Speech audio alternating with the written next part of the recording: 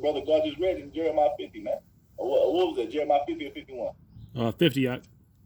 God, you see? Saying the same thing in the New Testament, man. Letting you know this prophecy ain't come to pass yet. Verse 7. How much she have glorified her, how much she have glorified herself and lived deliciously, so much torment and sorrow give her. For she said in her heart, I sit a queen and am no widow, and shall see no evil, shall see no sorrow. Therefore shall plagues come in one day, death and mourning and famine, and she shall be utterly burnt with fire. For strong is the Lord Yahweh Bashim Yahweh Shah who her. Think, man, they really don't see America going down. They don't really see the place being destroyed, man. But the scriptures say that this place is going to be destroyed and it's going to be utterly burnt with fire, man. You see? Verse 9, and the kings of the earth who have committed fornication and lived deliciously with her shall bewail her and lament for her when they shall see the smoke of her burning. Because this smoke is going to rise up for a long time, man. It's going to be part of that great memorial, man. And the reason why it's going to rise up for a long time is because it's nuclear, and that nuclear energy, that just keeps going. That's perpetual. And all these, things, man, that's going to have to burn for a long. All these buildings, from all the way from the East Coast to the West Coast, all these buildings, all these streets, all these buildings, all these cars, all, you know what I'm saying? All that's going to burn. That shit's going to take a long time for it to burn, man. That's going to be a lot of because all these gas, all these oil reserves they got pulled up. That shit's going to just help add fuel to the and even a regular fire, if you've seen it before, you have a building or something will light up on fire. Well, guess what? The next day, even when the fire is out, you're gonna still see smoke coming from it. And when you see smoke, I think it turns white when it's just when the fire is actually gone, but the smoke is continuing to to protrude from the building. So I mean that's just a building, man. Imagine a whole goddamn country. I got a quick set, Bach, if you don't mind me grabbing it. This is 12 miles, man. Isaiah 47:1. It says, "Come down," because what you say, they think they're invincible over here, man. They think that this is the place to be. This is Isaiah 47:1. "Come down and sit in the dust, O virgin daughter of Babylon. Sit on the ground. There is no throne, O daughter of the Chaldeans, for thou shalt no more be called tender and delicate." So, that tender and delicate mind state of, being an Edomite, being underneath the rule of America is done away with, man. Yeah. You might be finished, man, because it tells you that Edom shall become a desolation. It tells you that in Jeremiah 49. That Edom shall be a desolation. Mm-hmm.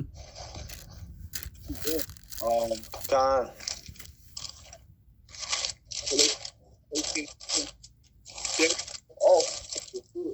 For the spirit of her torment, saying, Alas, great city Babylon, that mighty city, that hour is thy judgment come. 1 hour is going to take to destroy this place, man. 1 hour. God. 11. God. And the merchants of the earth shall weep on open. No man their merchandise anymore. The merchants of gold and silver, stone, pearls and fine linen and purple and silk and all manner of fabrics, and all manner of vessels of precious wood and of brass and iron and marble and cinnamon, odors and ornament and frankincense and wine, oil and fine flour and wheat and beasts and sheep and horses and chariots and slaves and souls of men. It's a wrap. It's a wrap. It's a wrap, man. It's a wrap for this place. Verse 14. And the fruits that thy soul lusteth are departed from thee, and all things that were dainty and goodly are departed from thee, and thou shalt find them no more at all. You see? Yep. And that's what's happening, man. The pleasure that these people once had before of going to sit down in the restaurant and just order what they want off the menu, just enjoying their meal, that's done, man. You can't do that no more. You see?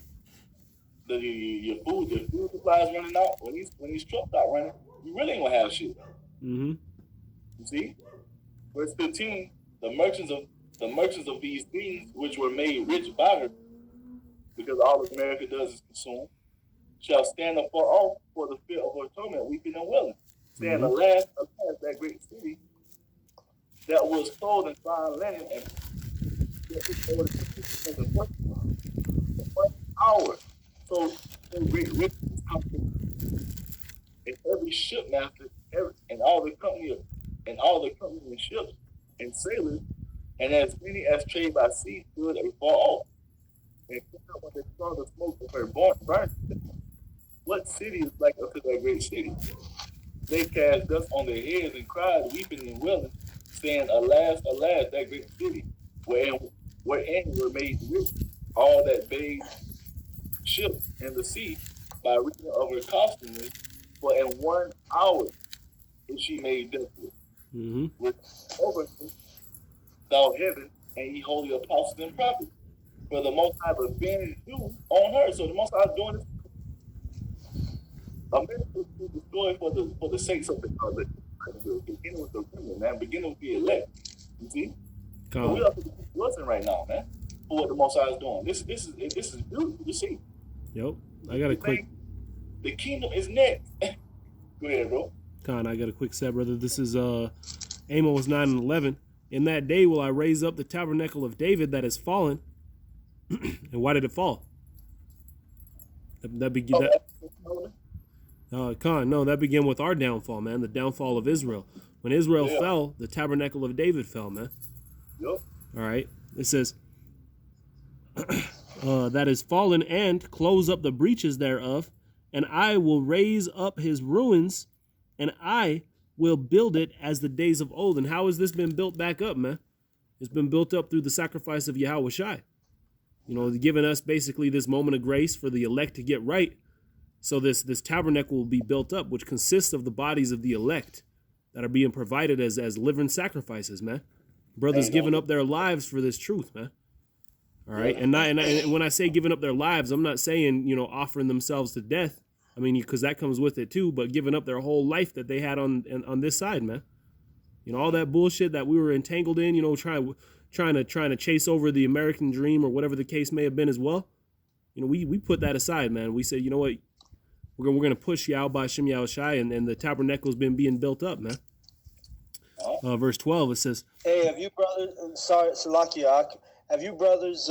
Because Kal Yah showed me a video a long time ago, but it's by Katy Perry. And it's called "Chain to the Rhythm." Yeah. You guys seen that and read the lyrics to that song? Yep. Because it's all about what we're going into, you know. And there's all kind of symbolism in the video. If you brothers haven't seen it, you guys should watch that. Just because it's got a lot of symbolism in it. Yeah. You seen that? You seen that with Halakia? Yeah, because it even shows at the end. You know, you have the one. You know, the one guy gets up there and he starts talking about, you know, it's time to raise up the lions. God, it says it says time is ticking on the empire. You know? Yep. Hey, that's great, man. The Most High been telling you all sorts of avenues, man. At the end of America's coming, man. Mm-hmm. Con, check that video out, and now if you haven't seen it. Con.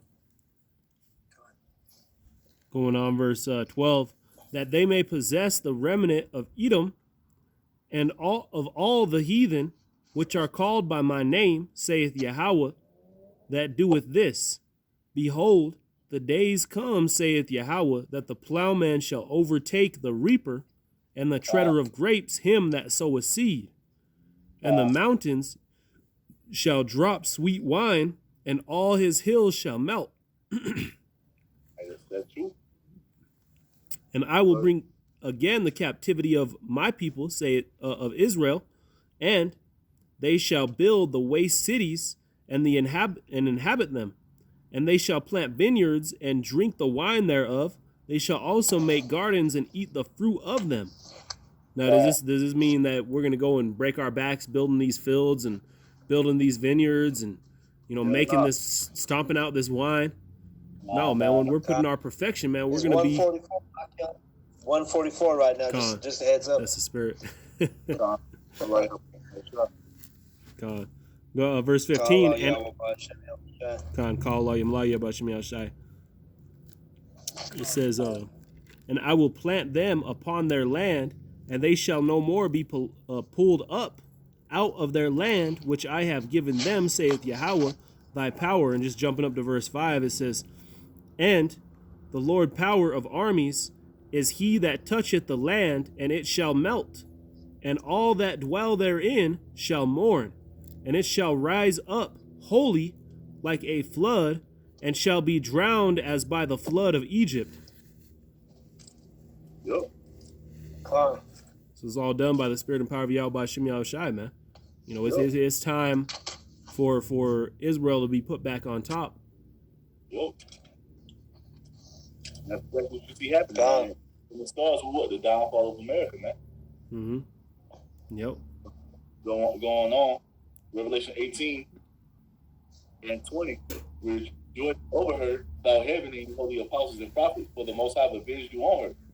And a mighty angel took up a stone like a great millstone and cast it into the sea, saying, thus with violence shall that great city Babylon be thrown down, and shall be found no more at all.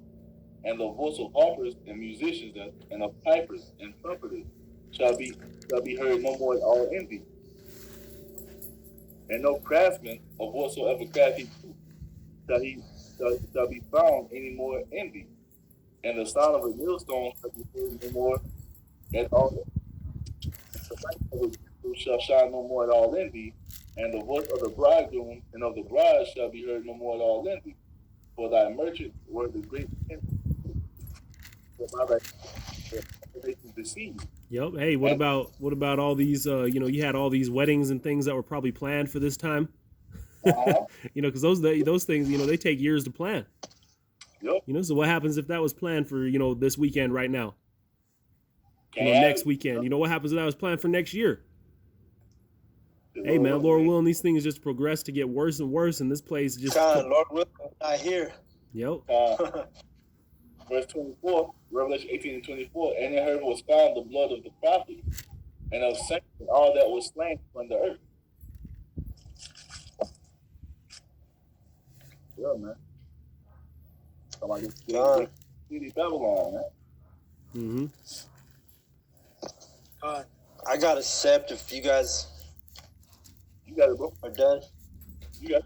All right, it's going to be Ezekiel 35 and 2. I'll start out. It says, Son of man, set thy face against Mount Seir and prophesy against it. And say unto it, Thus saith the Lord Yahweh, Behold, O Mount Seir, I am against thee, and I will stretch out mine hand against thee, and I will make thee most desolate. I will lay thy cities waste, and thou shalt be desolate. And thou shalt know I am Yahweh, because thou hast had a perpetual hatred, and hast shed the blood of the sons of Israel by the force of the sword in the time of their calamity. In the time of their iniquity had an end. That their iniquity had an end. I'm going to jump down to 7.